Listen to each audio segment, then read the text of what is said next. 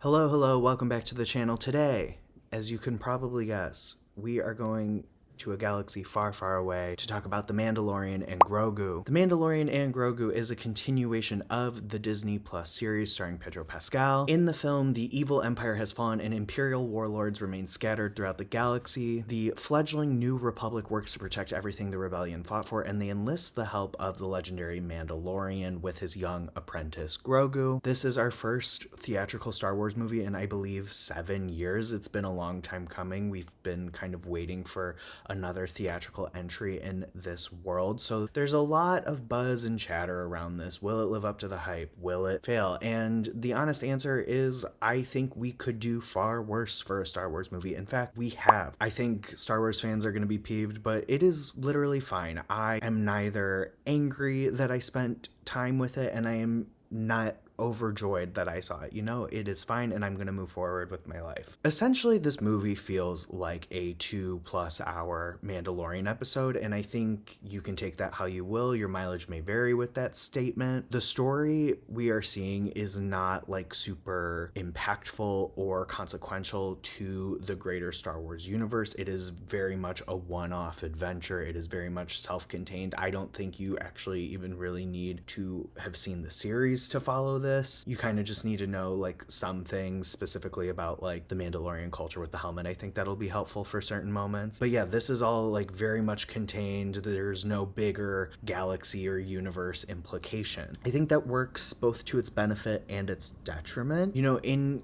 having a mostly contained story, it's not super worried about making it tie into the bigger universe as a whole. There are some threads that connect to other characters, specifically Jabba the Hutt, but I don't think it's doing what some of these other entries in the Star Wars universe are doing, or like what like Marvel does with their extended universe. It's not like jumping through hoops to make everything fit and connect and have these ramifications down the line. On the other hand, the stakes feel kind of low. I'm not gonna lie to you, I didn't ever feel like big pressure or big like emotional stakes in this. It just kind of felt like a one-off. They do try really hard to kind of build towards something. There's a lot of referencing like, oh, goodbyes are part of life. Oh, like make sure you take care of each other, Mando and Grogu, you need each other. They really try to build toward this big emotional climax in these two characters' journeys, but it doesn't quite get there, and it just kind of carries on. For a movie that isn't like this big button on an arc or like this big kickoff or franchise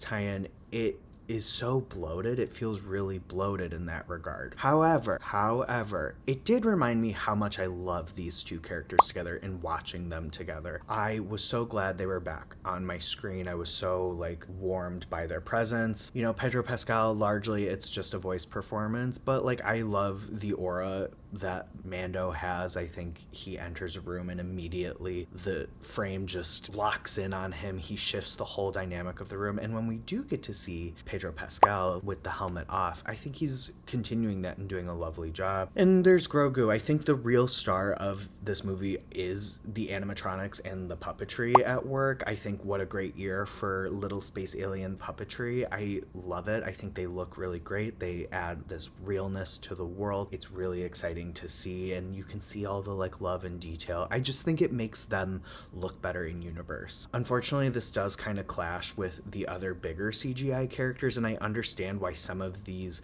creatures can't be puppets, like just for practical reasons, but it does create a stark visual difference. I actually think Grogu gets a lot of time to shine here, and it is really cool watching him grow. Obviously not a very vocal character, but he really comes into his own. I feel like he actually goes on like this journey, so that was lovely. I think parts of this movie look really great, right? There are moments that look kind of breathtaking, beautiful, really big. You can feel the budget on screen. There's a sequence from the trailer that I'm gonna put up right now, and it kind of took my breath away. I thought the visual effects looked really great. I thought the action was really well choreographed and really well shot. I thought that was a thrilling sequence. Then there are some other sequences that kind of feel like they're taken out of a theme park ride, and I love a theme park ride. I love Star Tours and Disney World, but it is like a very big difference there, you know? I think a lot of the heavy lifting in some of those more lackluster sequences, though, come from Ludwig Göransson's score. He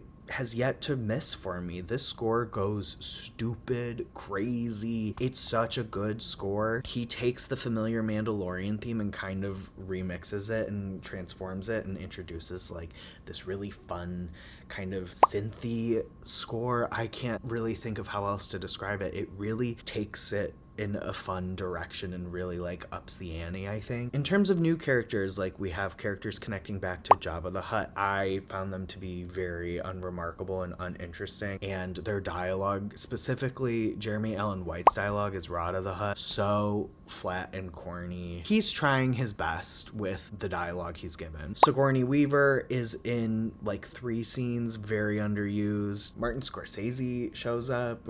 I think that's a fun little moment. Did not know he was going to be in this though. Yeah, I think this movie is fine. Again, we've done far worse with Star Wars. I think we could do way worse. And I do think people are going to be frustrated that they waited this long for a theatrical Star Wars release, and it's just kind of like fun. Not anything really super high stakes, nothing like super like detrimental to the overall universe. A bit bloated, a bit mispaced. I can't lie though, I did have fun. I laughed. I got a little choked up at some parts. You know, I do think it is a fun little popcorn movie, and I really do think Jon Favreau's intent here is to give you like an escape for 2 hours. I don't think he wanted to do like something on the level of Andor or even the original Star Wars that are very much in conversation and very much saying something big about society and politics, etc. Because Star Wars is political, whether you want it to be or not. I think he just wanted to give you a fun summer blockbuster, and that's what this is. I am sitting at 3 stars with it.